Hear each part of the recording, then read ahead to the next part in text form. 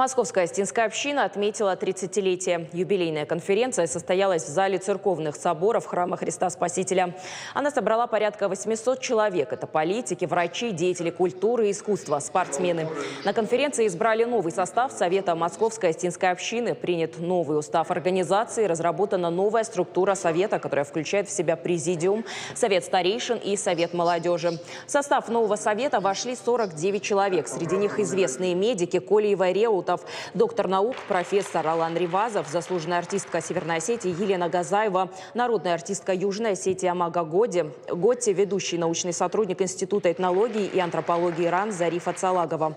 У Московской Остинской общины также новый председатель Александра Татаонова, занимавшего эту должность с июня этого года, сменил заслуженный тренер России, глава физкультурно-спортивного объединения «Юность России» Алан Абаев. У нового состава как раз новые задачи. Это задачи рывка, задачи движения, задачи преобразования, потому что мы движемся по пути к новой форме организации, национальной культурной автономии.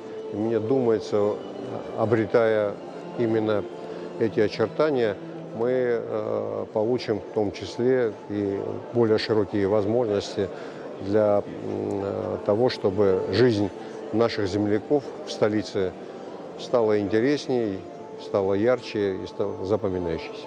Мы совместно делаем много проектов, направленных на улучшение, развитие, на различную помощь выходцам нашей республики. Сегодня 30 лет уже с того дня, как Московская Остинская община существует.